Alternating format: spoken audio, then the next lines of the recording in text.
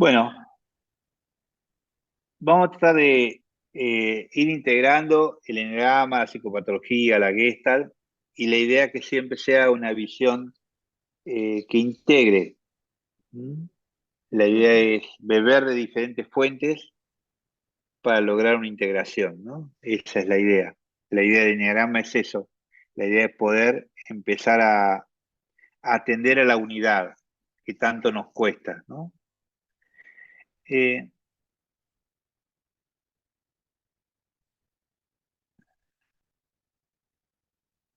Entonces, por un lado, la psicoterapia es el arte de ver. Esto lo decía ya Peirce, ¿no? El precursor, el creador de la terapia gestáltica, justamente es la posibilidad de ver y no tener miedo. La transferencia se refiere al vínculo, ¿no? Que es un proceso de co-creación. O sea, cuando entra en una relación terapéutica, lo que busca es hacer un vínculo y sobre el vínculo es lo que va a ver la salud. ¿No? En el vínculo la persona va a sanar. No importan tanto las teorías, sino empezar a hacer una co-creación conjunta de un vínculo, una relación. La otra cosa que es importante también, ahí lo llaman los procesos terciarios, que ya no importa tanto, esto viene del psicoanálisis más moderno, ¿eh? Es la posibilidad de que hay formas que a partir de imágenes, alegorías, uno puede empezar a integrar sin tanto el concepto. En el proceso terciario no importa tanto el concepto, sino importa lo que pasa. Y en el caso de la forma y el movimiento, es empezar a entender que hay algunos caracteres que tienden más a la forma y hay caracteres que tienen al movimiento. Por ejemplo, los más estructurados, como los más obsesivos, como el ego 6, el ego 1, tienden más a la forma. Le cuesta mucho, mucho moverse de la estructura. En cambio, esto también viene con los caracteres mentales, ¿no? Los caracteres que tienen más a la emoción son más de movimiento, ¿no? Que le cuesta mucho armar una forma fija. Y entonces, el trabajo en psicoterapia gestalt particularmente, es ir de un lado a la otra, que la forma adquiera movimiento y que el movimiento adquiera una forma.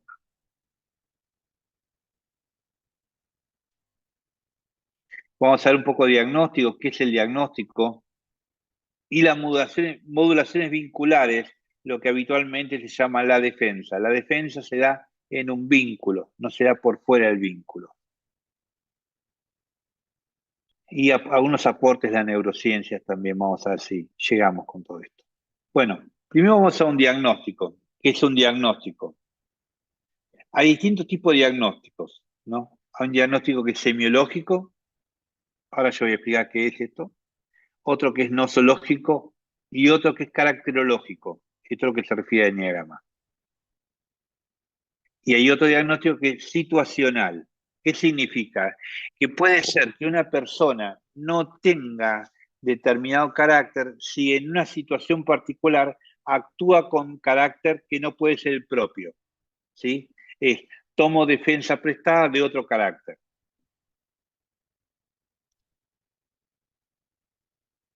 El semiológico son los síntomas y signos presentes en una entrevista terapéutica, ¿no? ¿Qué es lo que se busca en esto? El comportamiento, observar el comportamiento de las personas, si hay hipermimia, manierismo, logorrea, compulsión, impulsividad, mutismo, tic. Hay algo que son muy evidentes en el comportamiento, donde es muy, muy visible. ¿Mm? A veces hay que ir con determinados detalles, hay que ir a buscar. Y también el estado afectivo ideativo. ¿Qué significa? Por un lado, una persona se conforma, cómo se comporta, y la otra es cómo siente o cómo piensa. Es decir, empezar a ver si la persona tiene embotamiento, confusión o lucidez, amnesia, olvidos, angustia, manía, depresión, hiperprosexia, distractibilidad, es en realidad lo que estamos buscando, a ver qué otros signos hay en el punto de vista, cómo funciona afectivamente, ideativamente. Es decir, cómo la persona piensa también, cómo elabora lo que acontece. Eso es lo que se busca con él. Con esta parte, en la primera parte que viene a ser el primer prediagnóstico, lo semiológico, que nos va a dar herramientas para ver, es decir, cuando uno trabaja con diagrama, es necesario ver todo esto. ¿Mm? Para ver de golpe cómo se va comportando, para ver qué carácter puede haber desarrollado. En el nosológico son grandes cuadros clínicos, ¿m? Y la epistemología personal. Es decir, cuando hablamos de diagnóstico nosológico, en el DCM, en el Manual de Desórdenes Mentales, nos referimos a las entidades del eje 1. Ejemplo, la fobia social, neurosis obsesiva, trastorno esquizoafectivo, enfermedad de Alzheimer, esquizofrenia sinestésica. O sea, lo que se busca es ver en qué cuadro clínico está esta persona, ¿sí? No como para cosificarla, ¿no? El diagnóstico nos sirve como mapa de trabajo, ¿m? No para condenarla. Y el caracterológico son todos los diagnósticos de estructura de carácter. Puede ser de Lowen, de Reich o de Naranjo. Carácter sádico anal, trastorno histórico de la personalidad, carácter obsesivo, etcétera, o todo el tema de que estamos con todo el tema de enneagrama. ¿Eh? No hay ningún sistema mejor que otro, esto hay que aclarar. No hay que una estructura diagnóstica es mejor que otra. Es digamos, con la cual uno se sienta más amigable. Y todas van a llegar a lo mismo. No hace falta, digamos, nada especial. Es decir, para evitar las competencias, ¿no? Que muchas veces se tiene entre las teorías. Y la situacional es, primero tengo que ver la situación vital existencial del paciente. Es decir, en qué está, si está en duelo, por ejemplo, si está separando, si está divorciando. Es una situación vital. O sea, esta persona no está funcionando, digamos, generalmente así, sino genera en esta situación. Aumenta el estrés, aumenta la angustia, pero por situación. El diagnóstico de asociación terapéutica en términos de transferencia y contratransferencia también. Es decir, cómo, eh, cómo el paciente hace una relación conmigo como terapeuta y también el terapeuta, que la contratransferencia, lo que le provoca a este paciente. Agrado, desagrado, empatía, bronca. Y lo importante que como terapeuta es preguntar si estoy en condiciones de brindar empatía, contención, sostener, confrontar a este paciente en este momento. Primero ver eso. Lo más importante es esto, digamos, para trabajar yo tengo que saber si estoy en condiciones de trabajar.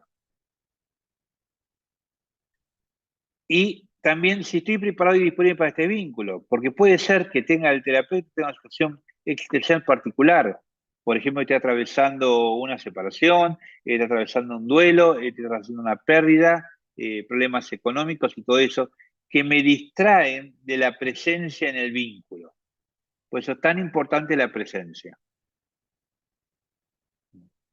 Entonces, nos permitirá saber si encararemos una terapia de apoyo, una terapia breve, un tratamiento de mayor duración y profundidad o una derivación. Esto es importante porque no toda la persona que viene a consultar en un proceso terapéutico realmente está en condiciones de hacer terapia, ¿no? A veces solamente hace falta un apoyo para personas que por ahí tienen un yo muy lábil o vienen muy desestructuradas. A veces por temas concretos, no hace falta hacer una terapia larga, es una terapia breve. Viene a buscar algo en particular, se soluciona eso y sigue adelante, ¿no? O en el otro caso es tratamiento de mayor duración y profundidad o una derivación. Cuando hablamos de tratamiento de mayor duración, eh, tiene que ver también con las ganas que tiene una persona a meterse cada vez más profundo. Esto es como un delivery, esto se trabaja en función de lo que las personas van aportando, pidiendo y necesitando.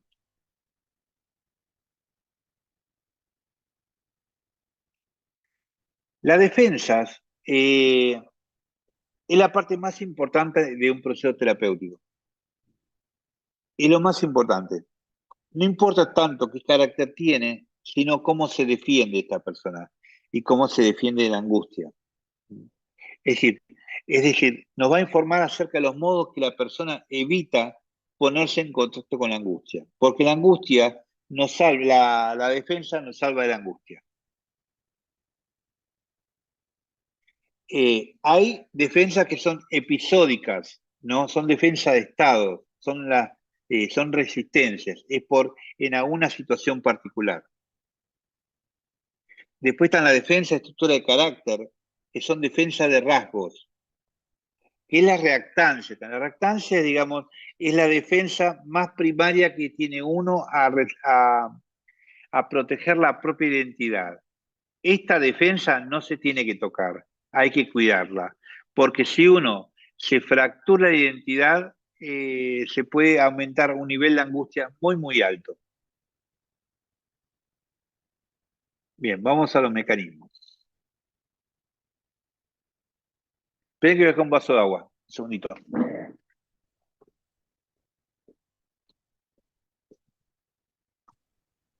Buenas tardes a todos. Buenas tardes.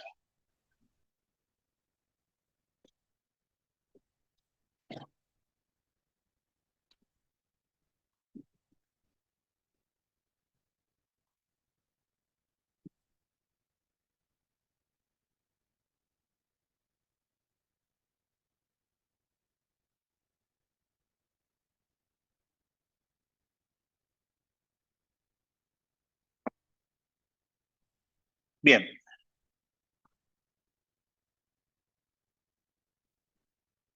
la defensa más que nada es un organizador de yo, para protegerse de la angustia, de lo desconocido, de lo que no se puede simbolizar.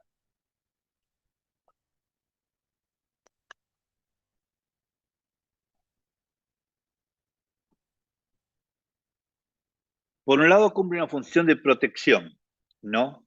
Es una protección funcional al desarrollo psíquico, hasta que inhibe el desarrollo de la conciencia. Es una defensa contra la disgregación. ¿Qué significa? Lo que me va a dar la defensa es cohesividad psíquica. Un cuadro clínico puede ser una defensa. Por ejemplo, un desarrollo de un brote psicótico es una defensa también. De esta manera me defiendo de una angustia intolerable.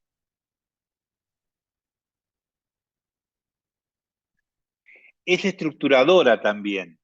Y esto es necesario para formar el ego, carácter o personalidad. Esto es importante porque una persona que no tiene defensa no puede armar el carácter. Por eso el enneagrama no llega a la psicosis, porque no hay posibilidad de hacer una estructura del ego.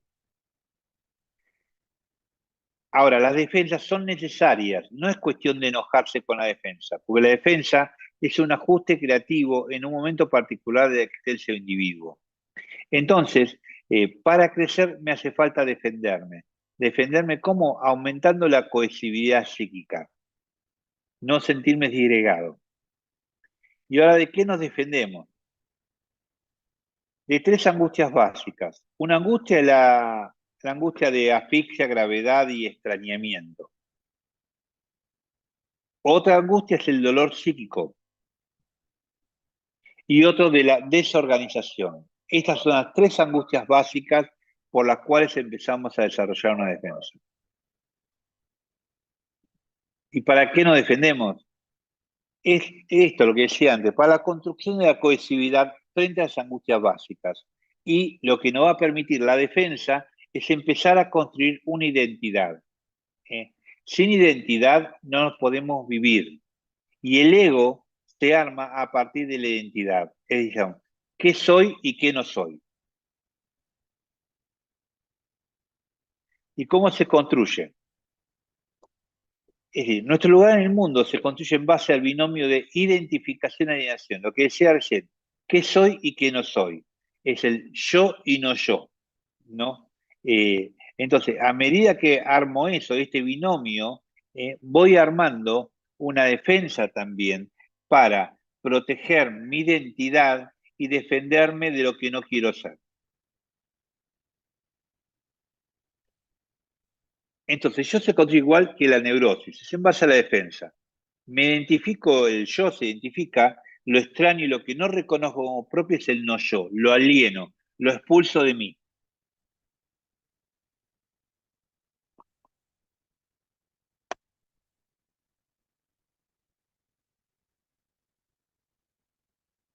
Cuando se rigidiza, se automatiza, más que marcar un área de interioridad, impide un intercambio novedoso.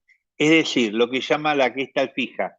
Una defensa deja de evolucionar, se rigidiza, no cambia y entonces pierde el contacto creativo con el mundo. Por eso lo que se busca siempre con la cristal es justamente empezar a flexibilizar la defensa, no disolverla, no disolverla. ¿eh? Eh, o sea, la intención es que las fronteras sean más permeables, más flexibles, para que permitan el intercambio.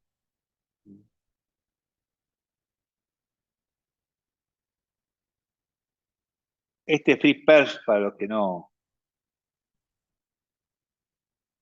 Free Perls dice que algunos libros que dice que escribió él, prácticamente se duda que haya escrito. Pero sí este libro, en Yo, Hambre y Agresión, en su primera etapa, muy psicoanalítica y todo eso, donde ahí hace un gran desarrollo de todas las defensas. Dice, los organismos se oponen a que se les coma y desarrolle defensas mecánicas y dinámicas. Experimentamos como peligro cualquier ataque, cualquier agresión dirigida a nuestra destrucción parcial o total. Es decir, cuando nos sentemos en riesgo, aplicamos la defensa.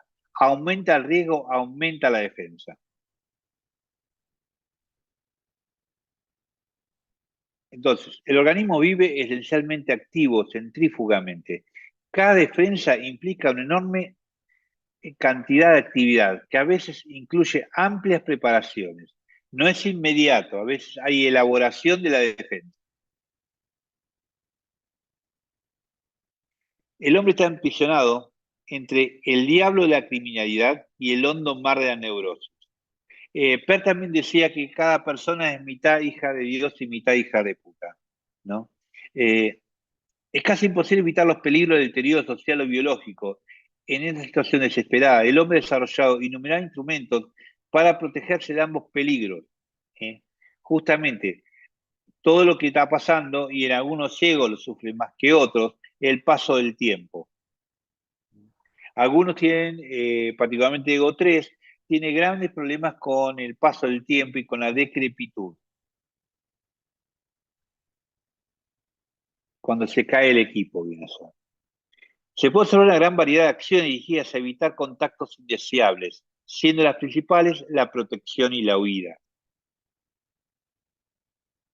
En realidad, la defensa abarca una amplia proporción de evitación. Vamos a venir ahora.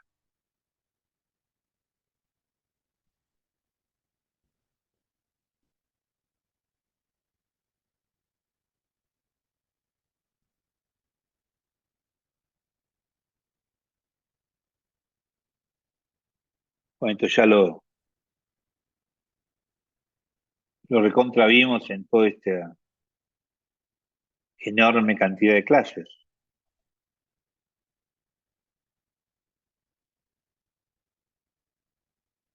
Lo presento nada más que para hablar de los distintos tipos de defensa.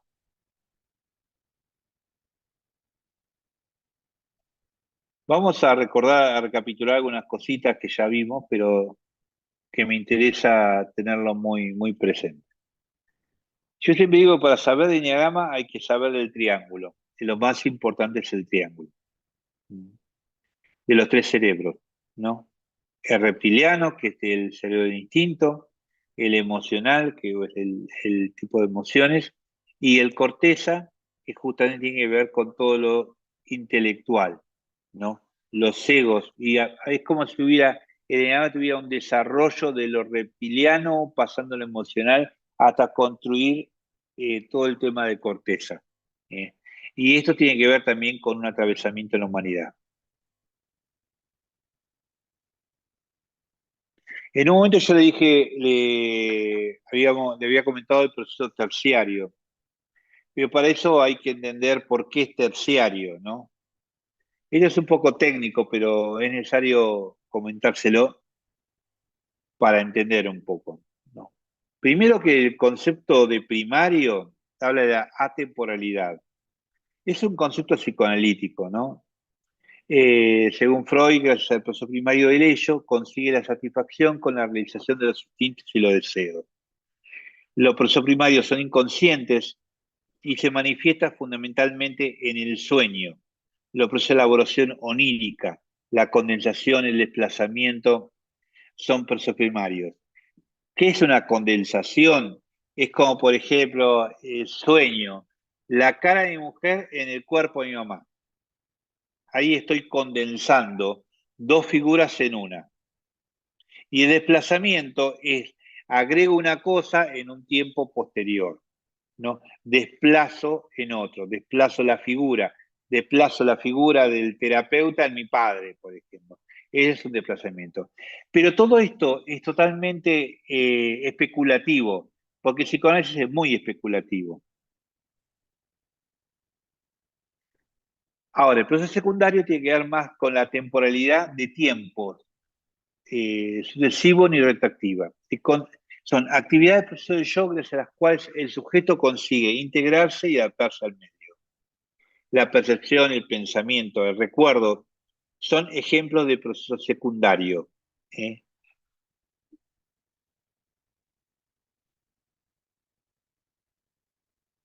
Vamos al proceso terciario, que es esto. Son procesos creadores, las imágenes, las alegorías. El crear es convocar tensiones y contradicciones, darle formas nuevas. Y cuando se trabaja en el interior de la contradicción. Ahí donde vamos a buscar el tesoro, en la contradicción. Porque tarde o temprano siempre deviene la contradicción.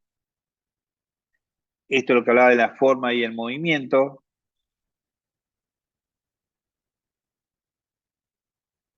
Entonces, lo que hace el terciario articula y distingue tres tipos de espacios: dado, posible e imposible. A esto también se puede poner probable e improbable. Eh, Desorganizan las formas constituidas y trabajan la reorganización y nuevos sentidos. Lo que se busca es eso, justamente. Los trabajos que tienen con el enneagrama, con la Gestalt, apelan a eso, a empezar a desordenar o a caotizar lo constituido para volverlo a rearmar y encontrar nuevos sentidos y armar redes de sentidos. Y trabaja en distintas temporalidades. Son objetos, situaciones abiertas a múltiples significaciones, nada por hecho. Y el que hace el trabajo es la misma persona, no viene de afuera. Entonces, tenemos tres momentos en el proceso creador. Hay una fase de exploraciones,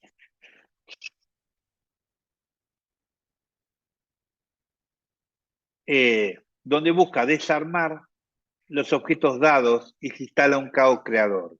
Este es el primer momento, es, digamos, la invitación al caos. Hay una segunda fase, que es el momento de las transformaciones, producción de formas y nuevas formas.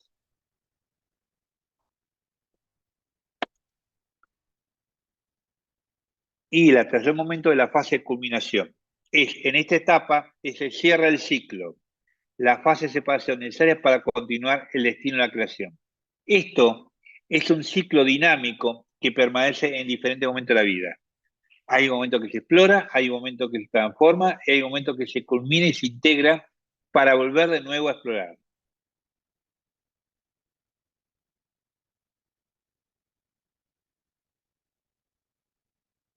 La inhibición latente es otro término que este viene de las neurociencias. Es la habilidad que tenemos inconscientemente a ignorar los estímulos percibidos como irrelevantes para lo que estamos en este momento. Esto se utiliza en psicoterapia justamente cuando salimos del tiempo y el espacio. Uno empieza a trabajar sobre sí mismo y empieza a dejar de importarle la realidad externa y empieza a realizar una realidad interna. La inhibición latente, hay una serie que se puede ver bien que se llama Prison Break, que un hermano va a rescatar a otro hermano y se tatúa en el cuerpo el mapa de la cárcel, que solamente él puede ver. Porque la inhibición latente lo que busca es el aislamiento en una experiencia, es poder aislarse para entrar en experiencia. Es un fenómeno psicótico particularmente, pero acá lo utilizamos a modo del trabajo.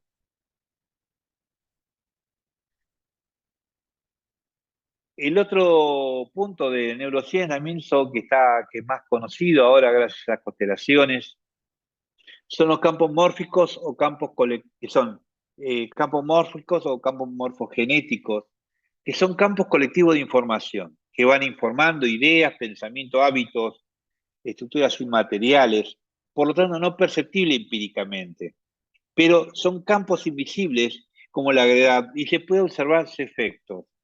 Me afecta la presencia del otro. Es un principio de memoria de la naturaleza. Todo lo similar dentro de un sistema autoorganizado será influido por todo lo que ha sucedido en el pasado y todo lo que sucede en el futuro. En el sistema similar será influido por lo que sucede en el presente. Es una memoria de la naturaleza basada en la similitud y se aplica a los átomos, moléculas, cristales, organismos vivos, animales, plantas, cerebros, sociedades y también planetas y galaxias. Así que es un principio de memoria y hábito de la naturaleza. ¿Dónde se da esto en Enneagrama? En Enneagrama se da justamente la transmisión de Enneagrama. En los grupos que trabajan Enneagrama empieza a haber mucha información. A veces la experiencia del otro me remite a mi propia experiencia. Eso es porque hay algo que está presente en la memoria misma del espacio y que a todos nos puede afectar. Y lo que trabaja uno, lo trabaja el otro. Por eso, a veces no es el trabajar uno por uno, sino trabajando algo, cuando uno habla una experiencia, cuando cuenta un relato, para cuenta una anécdota, está trabajando. Entonces, y lo más importante es que todos estamos interconectados. ¿Eh? Los grupos sociales tienen campos mórficos. Lo que hace, dice, piensa, puede influir a otro por resonancia mórfica. Por eso esto, en el Enneagrama, cuando uno hace una pregunta, no está preguntando por sí mismo, sino la pregunta deviene en el campo.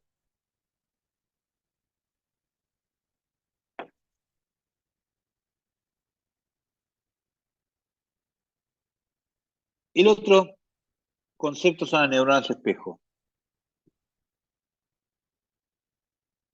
Se activan desde el nacimiento y le permite a los bebés imitar los movimientos de los adultos e ir aprendiendo, por tanto, son la base de la capacidad innata de imitación, sin la cual el aprendizaje sería prácticamente imposible.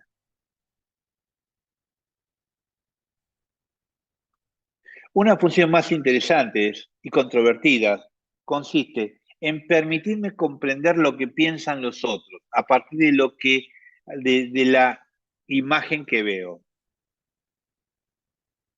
Por ejemplo, cuando vemos a alguien realizando determinada actividad, no nos limitamos a observar sus movimientos motores, sino que vamos más allá. No solo analizamos qué está haciendo, sino el por qué. Si vemos a alguien que se inclina en el suelo, no solo simulamos mentalmente sus movimientos, sino que imaginamos la razón de sus actos. Suponemos que está recogiendo algo que se le ha caído o que se le pudo haber perdido algo. Por tanto, se puede afirmar que en ese espejo también nos ayudan a inferir los motivos y pensamientos de otra persona. Entonces, no se limitan al plano motor, sino que incluyen las emociones y las sensaciones de los demás.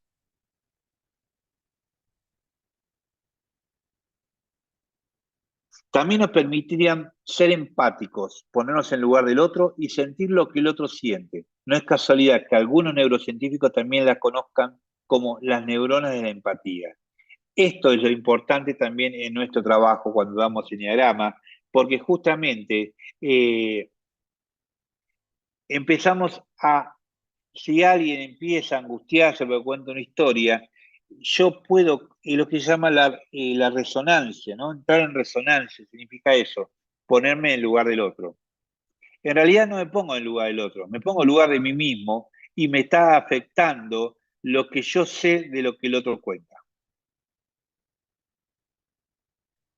Entonces, el que hizo toda esta ideación fue Giacomo Rizzolatti, donde dice, el espejo permite hacer propias acciones, sensaciones y emociones de demás. El mensaje más importante es que demuestran que verdaderamente somos seres sociales y está la necesidad de la experiencia. Lo que busca la unidad de espejo es imitar, observar, sentir, procesar y ejecutar. ¿Están despiertos o ya se durmieron? Despiertos. Despierta todavía más.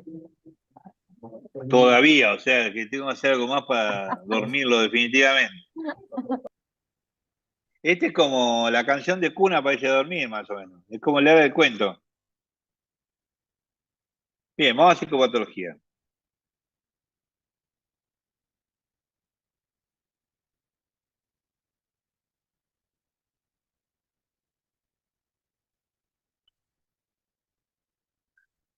Cada ego va de la salud a la enfermedad, ¿sí?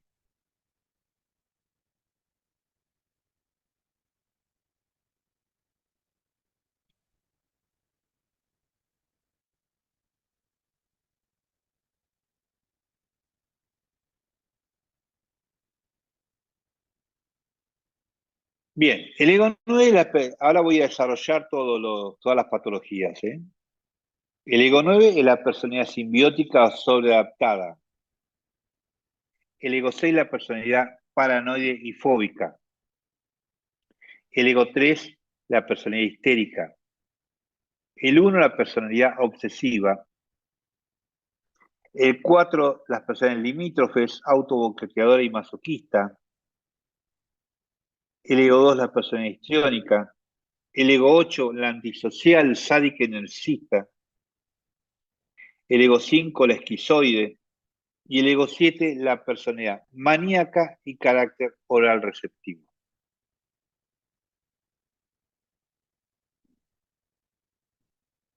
Bien, vamos al ego 9, que es la personalidad simbiótica o sobreadaptada. Tiene trastorno disociativo. En momentos puede estar en depresión con anedonia, con embotamiento, con aplastamiento. Negación extrema.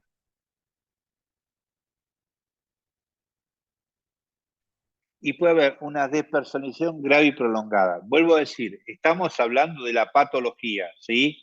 No significa que todo ego 9 va a pasar por acá, ¿no? Pero sí, en estos casos, cuando se agrava o cuando se angustia o cuando se estresa, roza estos estados. El mecanismo de defensa es la narcotización y la deflexión. La narcotización es como estar narcotizado, estar dormido, estar insensible. Y la deflexión, ahora lo voy a explicar, y también la confluencia como mecanismo de defensa. Vamos a la confluencia. Es decir, cuando un individuo no siente ningún límite entre él mismo y el ambiente que lo rodea, cuando siente que es uno con él, se dice que está en confluencia con el ambiente. Es decir, no hay separación en el yo y el tú. Son personas que siempre hablan en nosotros.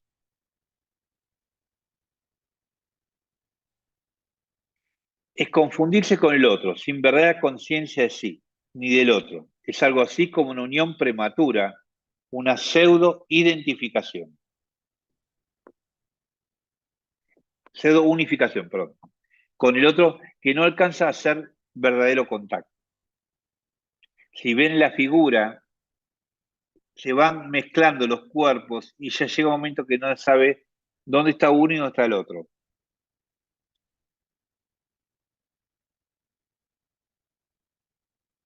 La deflexión es una maniobra tendida a soslayar el contacto directo con otra persona. Se quita el calor al diálogo mediante el circunloquio y la verborrea, tomando a risa lo que se dice, evitando mirar al interlocutor, hablando abstractamente. O sea, el ego 9 lo que tiene es que le cuesta mucho la focalización y lo que rompe, lo que busca romper es la atención. ¿Y cómo la rompe? Con un chiste tonto, haciendo chistes o salir del tema o hablando exageradamente o dando vueltas sin hablar nada.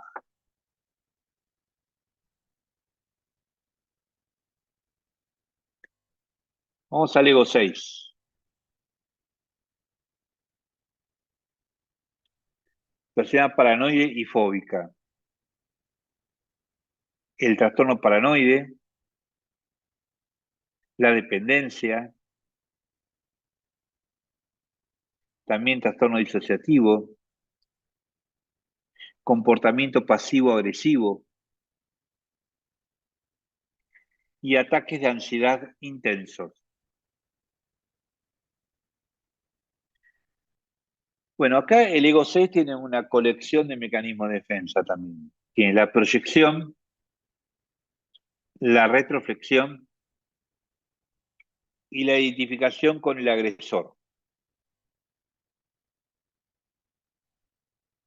¿Qué es la proyección? Es un esfuerzo inconsciente, es un fenómeno inconsciente. La persona que proyecta no puede distinguir de una forma satisfactoria entre el mundo interior y el exterior. Visualiza en el mundo exterior aquella parte de su propia personalidad con la que se niega a identificarse.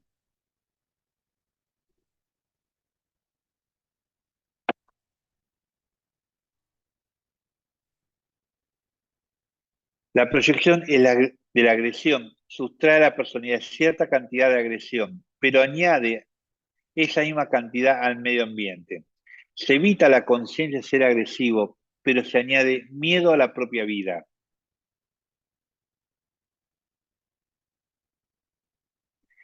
La retroflexión. Retroflexión significa que una función originalmente dirigida al individuo hacia el mundo cambia de dirección y se tuerce hacia atrás en dirección al originador. Esto es como voy a tirar una trompada y en la mitad del camino cambia de dirección y me pego a mí mismo. Ejemplo de retroflexión: hay hipercontrol, control de sí mismo, gestualidad. El cruzarse brazos o tensar la mandíbula es una retroflexión.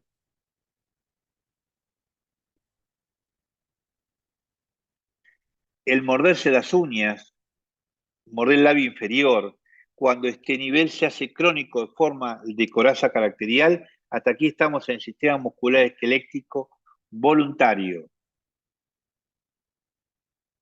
Cuando energía ácida queda retenida en el sistema visceral, aparecen espasmos bronquiales, cólicos renales, espasmo vascular, contractura de la musculatura lisa. La autoagresión humoral implica generar anticuerpos, enfermedades autoinmunes, porque el ego 6 es un auténtico comedor de mierda y a veces puede producir de tanta mierda que come, se puede enfermar severamente.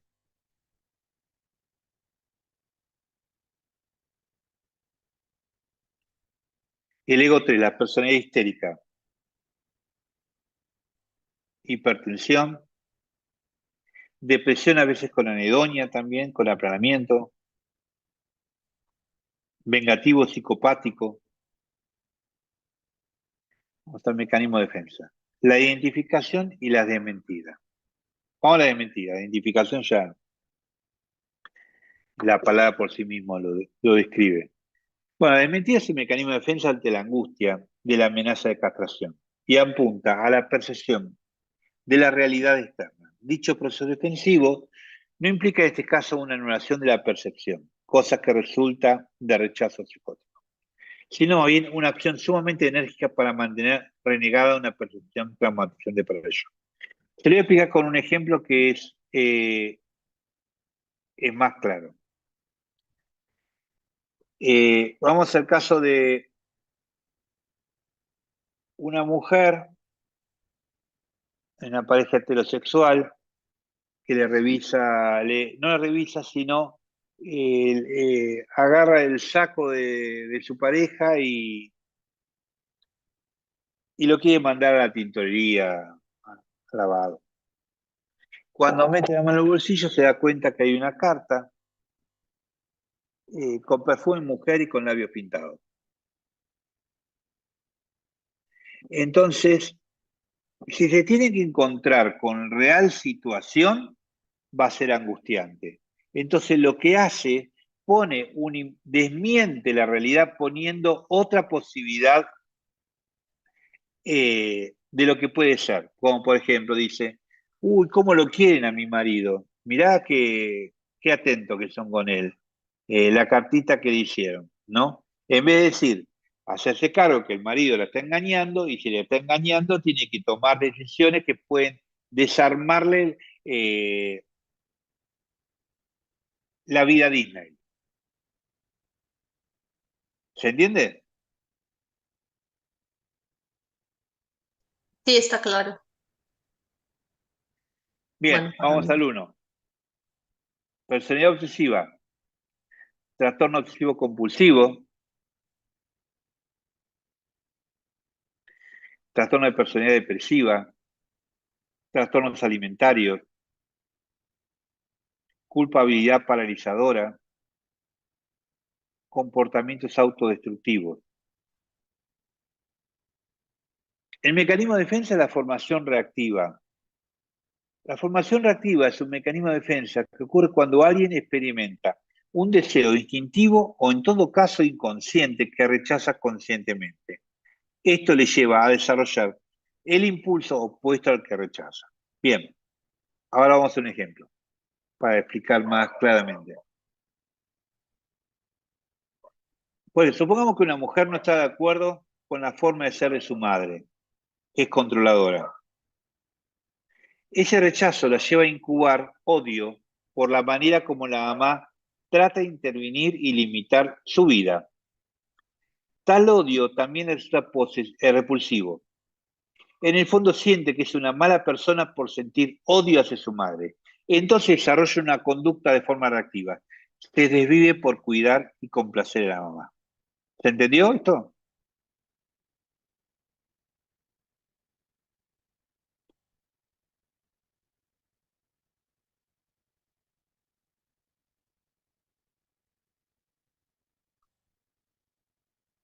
Y leo 4.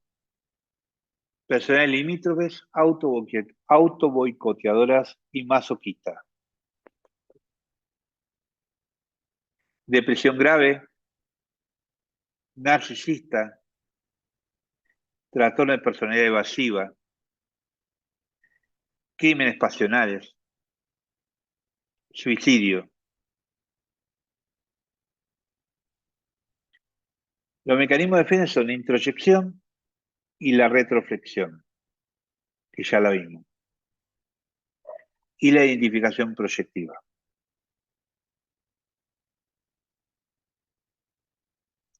Esta es la introyección. Incorporamos dentro de sí mismo patrones, actitudes y modos de actuar y pensar que no son verdaderamente nuestros. Cuando decimos introyectos son conceptos, son ideas, son modos de funcionamiento familiares que vamos introyectando, sin darnos cuenta.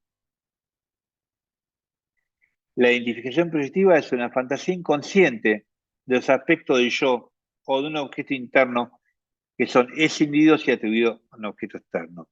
Dicho de manera más simple, sería un ego 4 se siente que es un desastre como persona.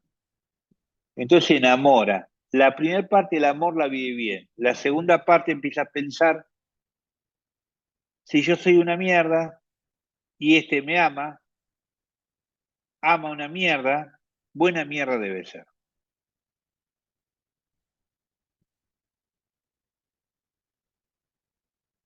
Personalidad histriónica, el ego 2, hipocondría, somatización, trastornos alimentarios también, comportamiento sexual coactivo, acoso y erotomanía, ¿no? Que no está ahí, pero también. Acá está. La represión de ideas y la erotomanía. La erotomanía es sentir que le gusta a todo el mundo, que todo el mundo está caliente conmigo. Eso es. Y la represión de ideas es que no soporta renunciar a la emocionalidad a cambio de la idea. Entonces reprime la idea que le impide la actuación. Y la emocionalidad histriónica, que significa como si fuera un bipolar de ciclado corto. Es que en una oración empieza llorando y termina riéndose.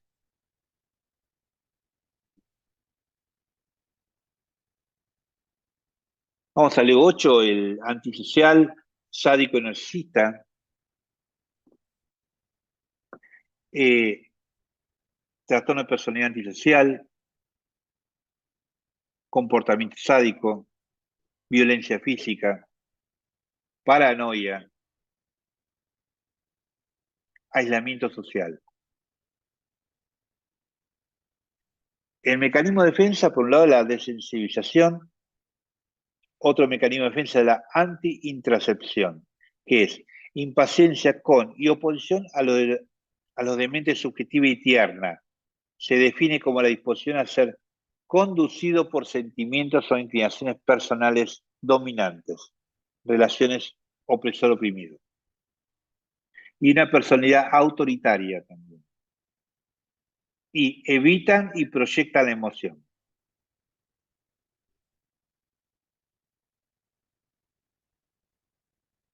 Personalidad esquizoide. Esquizoide, esquizotípico de personalidad evasiva, crisis psicóticas, disociación, depresión, suicidio. Mecanismo de defensa es la aislación, el aislamiento y la evitación de las emociones y la acción. Escisión del yo, desapego de la gente y de su propio cuerpo. Vamos al ego 7, que es la personalidad maníaca, carácter oral receptivo. Trastorno maníaco depresivo, elemento de personalidad histriónica, trastorno obsesivo compulsivo, abuso de sustancias nocivas. Bien, acá es el que tiene más mecanismo de defensa. Racionalización, idealización, egotismo, profección, expectativas anastróficas, procrastinación o postergación, autoindulgencia, sublimación y orientación hacia la fantasía. Vamos a la profección, que es un término incorporado por Silvia Clocker. ¿Se acuerdan que la retroflexión es eh, sacar una agresión al medio y volverme sobre sí mismo? Acá lo que busca es hacerle al otro lo que me gustaría que el otro me hiciese a mí. Es decir, te halago para que me halagues. Egotismo. Supone preocuparse más de las propias fronteras y de la propia identidad. Lo más importante ya no es el encuentro con un tú, sino acaparar lo más posible del entorno al servicio de la visión grandeza y sensación de poder. Son personas que hablan, se la pasan hablando de sí mismas.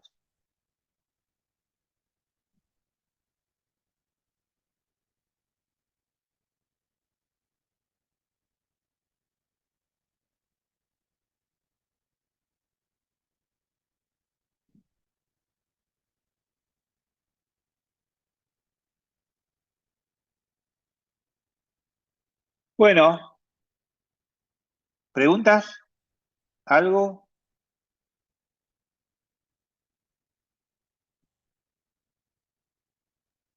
No sé si pudiera explicar, maestro, lo que es la depresión con anedonia, que lo Eso, tocó en el Ego 9. sí, el aplastamiento.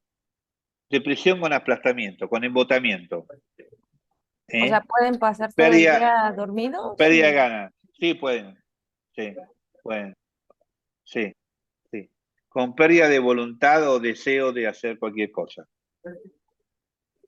Y desestimación o postergación de hacer algo.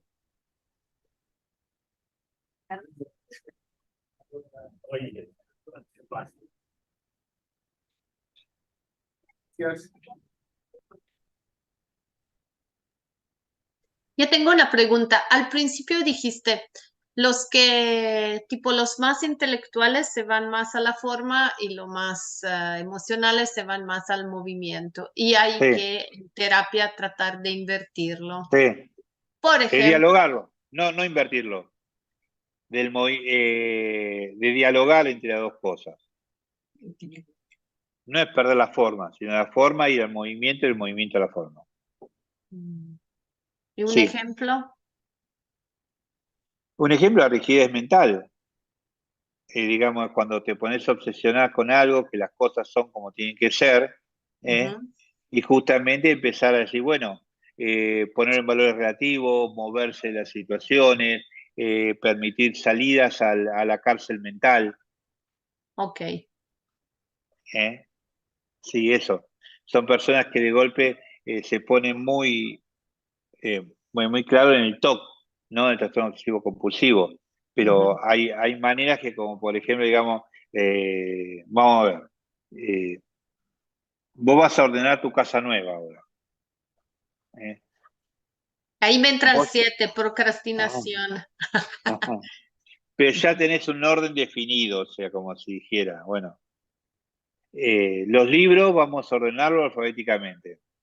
Y yo no ordene los libros alfabéticamente, o sea, ponelo y después lo buscás cuando necesitas, o sea, aflojar un poco más, la estructura es eso. Ok. Y en la medida que yo aflojo eso, me puedo permitir que aparezca otra cosa. Mm, Puedo liberarme de la presión mental de lo rígido. ok.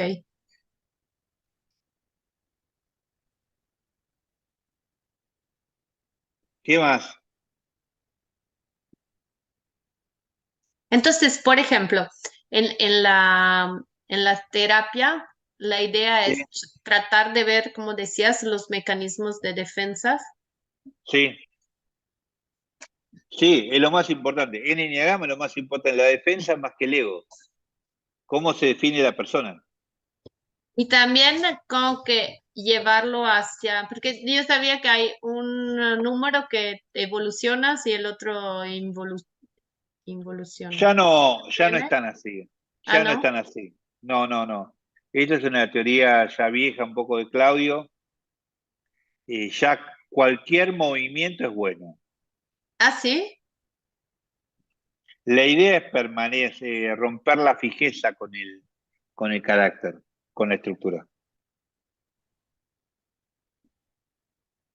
O sea que entonces no hay una dirección. Es tratar primero que todo moverlo de donde está. Hay direcciones, pero hay antípodas, hay vecindades, hay de todo. O sea, la idea es, la salud es dar la vuelta por todo el enneagrama y volver enriquecido.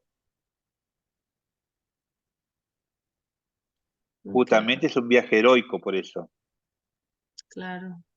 O sea, significa que yo puedo pasar de un Ego 5 a un Ego 6. No, No. tu ego 5 se va a mantener. Vos desde el ego 5 vas a tener que viajar por el enneagrama y embeber de cosas de ego 6, de ego 7, de ego 8, ego 9, ego 1, ego 2, hasta volver a ego 5. ¿Sí? Ah, ok. Siempre hay que estar, perder la fijeza de cómo creas mundo, porque cada ego crea un mundo particular. Y en la medida que yo viajo por los diferentes mundos, me puedo cuestionar el mío propio. No para perderlo, sino para enriquecerlo. Y la idea es de fijarse en las ideas virtuosas, como se dice, en las virtudes. ¿Cómo?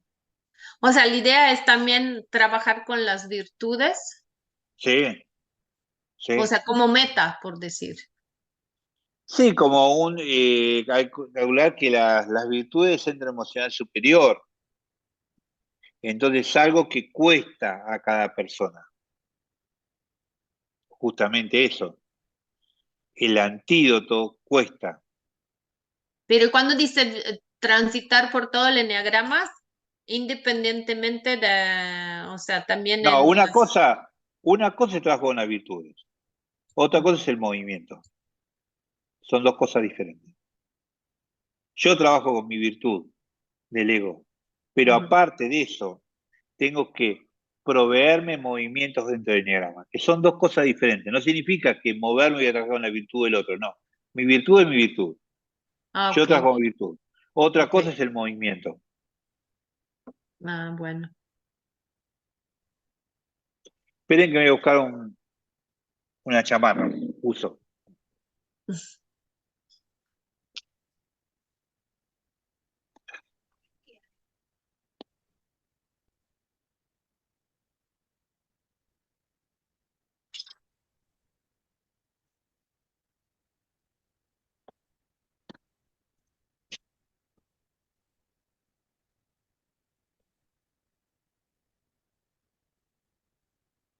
¿Mark?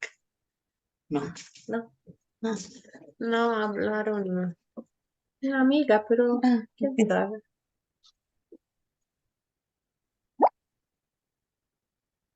¿Y qué pasó? Se fue a tomar algo. Ah.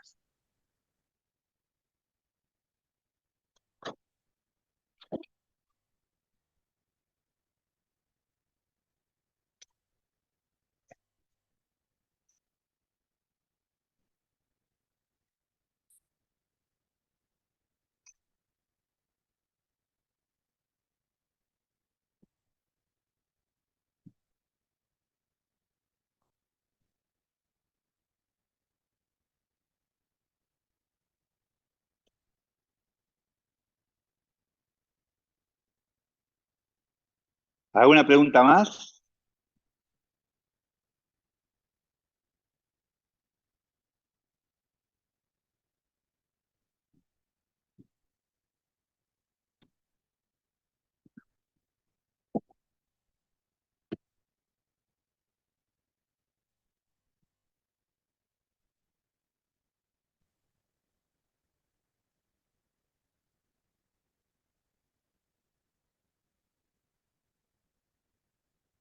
Un segundito, que quiero mostrar otra cosa.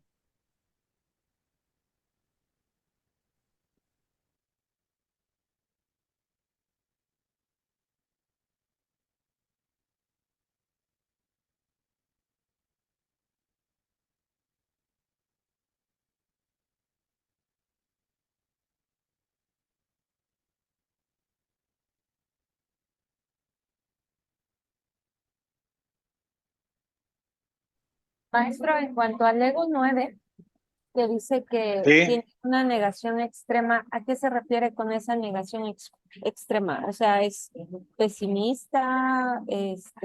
No, negación extrema, niega. Pero niega que está enfermo, niega que ¿Sí? está, oh, que todo ¿Sí? está bien. ¿Sí? Niega todo.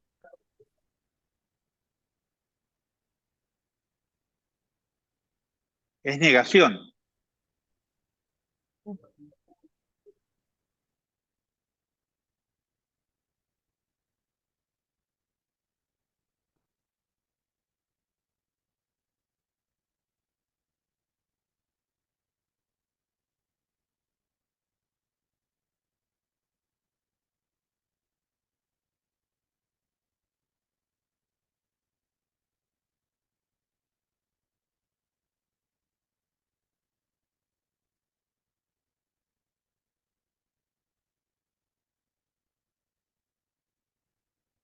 Bueno, ahora voy a mostrar el diagrama de las idealizaciones.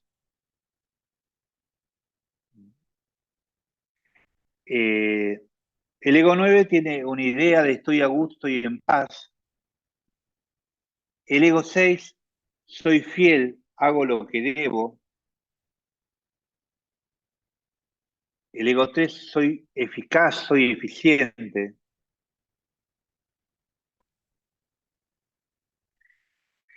El ego 1, soy perfecto, tengo razón.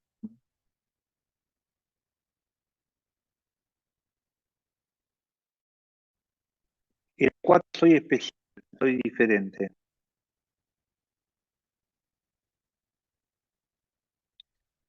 El ego, yo ayudo a todos y todo.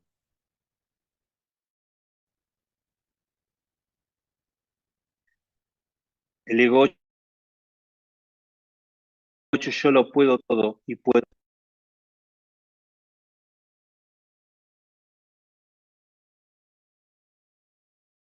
con todo. Soy sabio y soy perspicaz.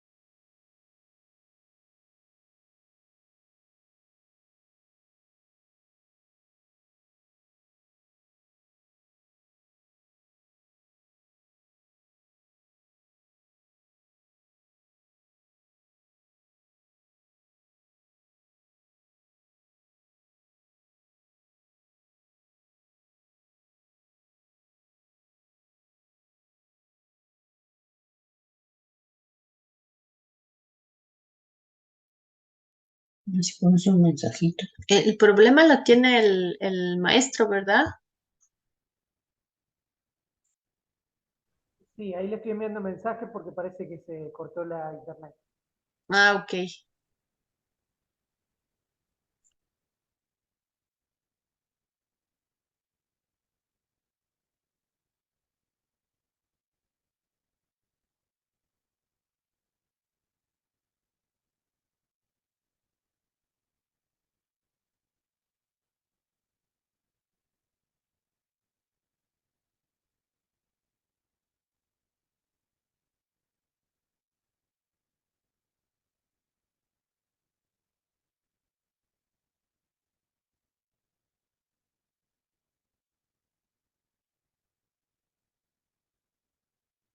Bueno,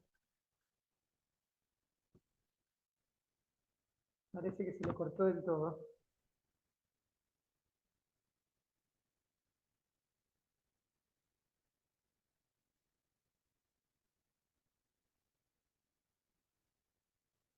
Ahí le escribo a ver si se conecta de nuevo.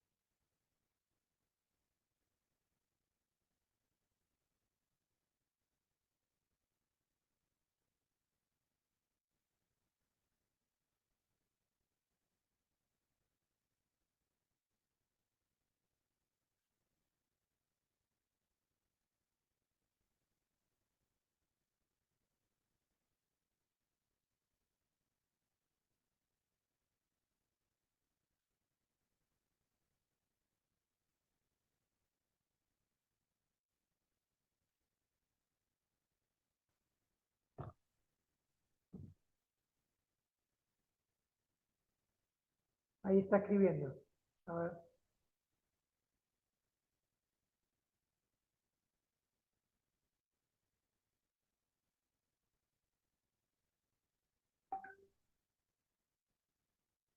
Ahí se está reconectando.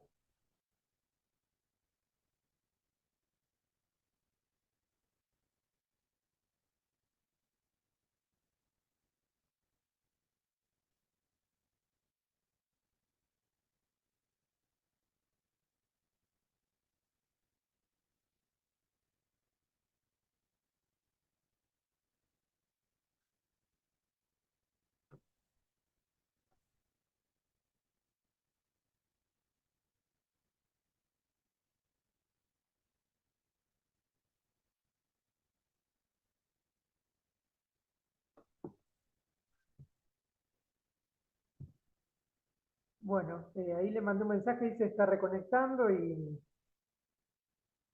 si por ahí no se puede reconectar, vemos que de última de suspenderlo para lo que quede para la próxima.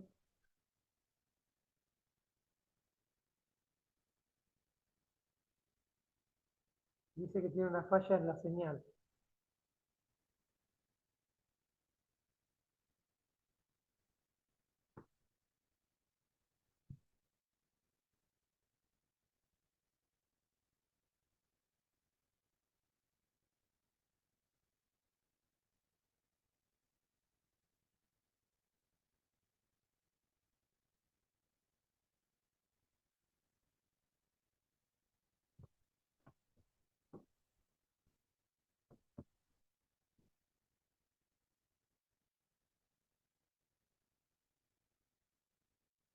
Ahí está reconectando. Ahí estamos. Acá estoy volviendo Ahí va. con problemas técnicos.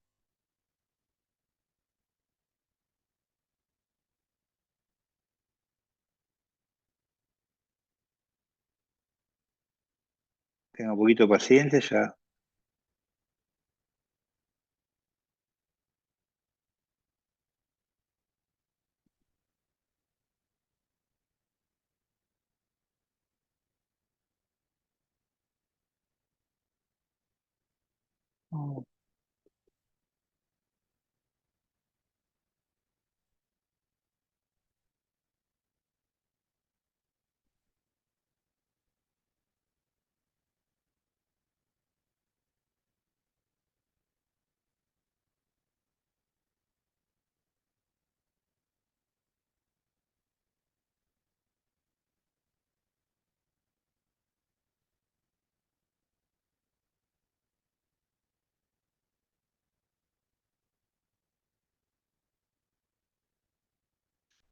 Acá estoy. Bueno, voy a seguir con lo que estaba compartiendo. Justo me quedé en el deseo.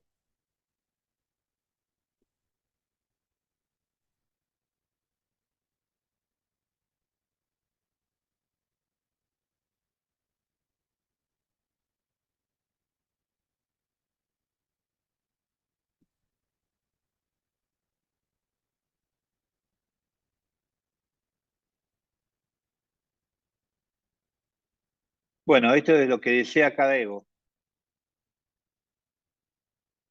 y lo que busca, y lo que se apasiona también, ¿no? El ego 9, la unión con el otro. El ego 6, sentirse seguro de sí mismo. El ego 3, ser aceptado y Maestro, valorado. ¿Sí? ah, es que nosotros ya nada más nos quedamos hasta las evitaciones, ya no escuchamos toda la parte de las evitaciones. Bueno, yo al menos ya. Ándele. ¿Listo? Sí. Ah, creía que había dado vuelta. Bueno, ¿dónde se quedaron? Así no repito. Apenas iba a empezar a explicar este enneagrama de las evitaciones. Bueno, el ego 9, el conflicto y el esfuerzo. El ego 6, evita la infracción.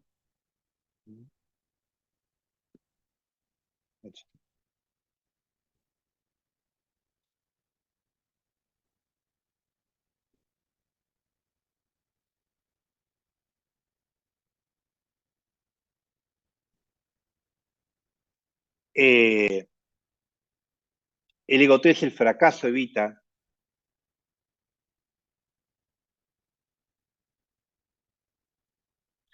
El ego 1 la ira, la sensación de estar incorrecto, de ser incorrecto. El ego 4 lo normal y la simple tristeza. El ego 2 la necesidad. El ego 8 la debilidad y la ternura. El ego 5 el vacío y el ego 7 el dolor.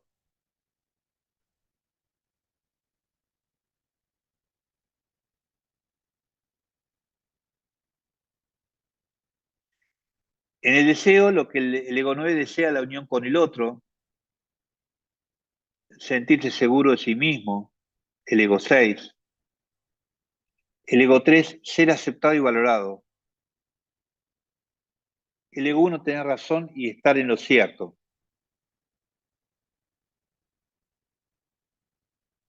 El ego 4, entenderse a sí mismo.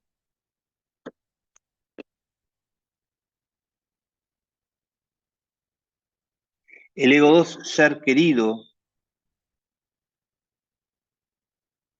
El ego 8, fiarse de sí mismo, ya que desconfía de todos, incluso de sí mismo. Y el ego 5, entender al mundo que lo rodea. Y el ego 7, vivir satisfecho y feliz.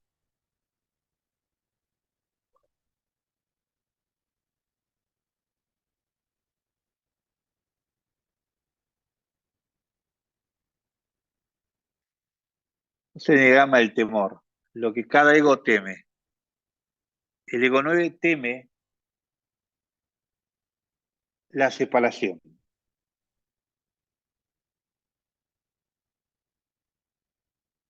El ego 6, el abandono y quedarse solo.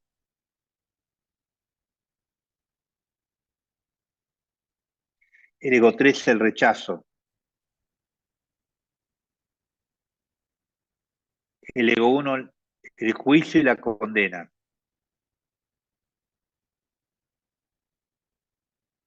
El ego 4, la carencia o inadecuación.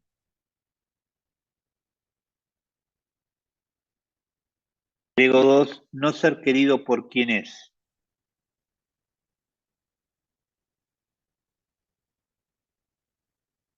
El ego 8, el sometimiento.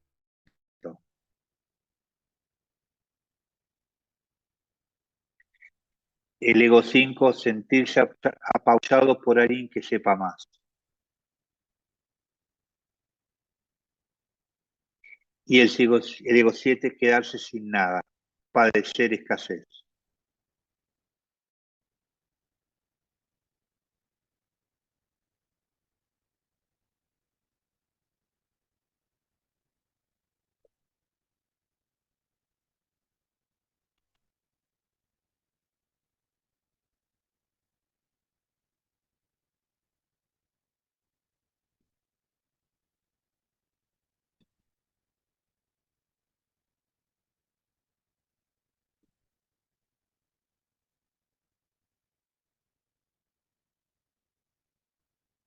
Bien, bueno,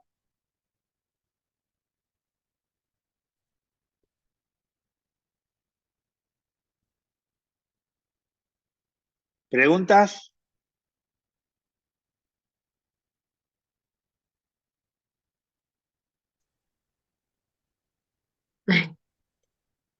Yo siempre tengo la misma pregunta. Por ejemplo, con toda esta información, o sea, ¿cómo trabajo? O sea, conmigo solo detectando qué es dónde me identifico. Sí, Y con la gente que dijiste de que ya no hay que hacer los movimientos de ir hacia donde evoluciona, sino que trabajar alrededor del,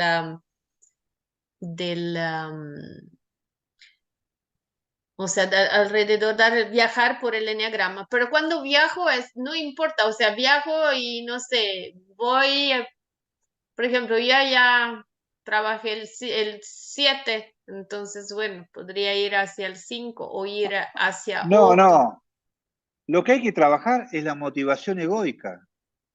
No se preocupen tanto en la evolución y todo eso. Primero yo tengo que ver qué me pasa para que yo arme este carácter. ¿Qué me duele? Lo primero es eso. Después, primero que acá no hay una red. Cada persona es un mundo. Entonces vos tenés que tener la paciencia de mirar a la persona por quien es y no por el que tiene que ser. Ok. ¿Se entiende? O sea, olvídense de esta cosa de que si las flechas, si las alas, no se vayan ya porque se están perdiendo algo que es el aquí y ahora. ¿Qué le pasa a la persona que subjetivamente el subtipo? Ya tienen un montón de información. No se apuren a más. O sea, vayan paso por paso. Primero, haya un buen diagnóstico, el trabajo sobre sí, los 3 tipos de trabajo Gurdjieff. Ya con eso tienen un montón. Después lo demás viene por añadidura. No, el tema es, no por mirar al enneagrama, no miren a las personas. Ok. Bueno, hasta la próxima entonces. ¿Eh? ¿Y qué va a suceder en la próxima? Todavía no tengo ni idea. Ah, qué bueno. Ni idea. Por un lado tiene que empezar a hacer el trabajo del trabajo sobre sí eh, acerca de cómo es el proceso personal de cada uno con respecto al carácter. ¿Qué significa? Eso, cómo es tu proceso personal con el carácter. ¿En qué andás? ¿Qué es lo que toca? ¿Qué es lo que no? ¿Cuál es la motivación? Escenas caracterológicas tuyas. Un trabajo sobre sí, nada Ok. más que eso. Bueno, les mando un abrazo a todos. ¿eh? Un abrazo, hasta la Nos próxima. vemos. Hasta la Hasta luego, próxima. maestro. Nos vemos. Chao. Bye. Chao. Adiós. Bye bye.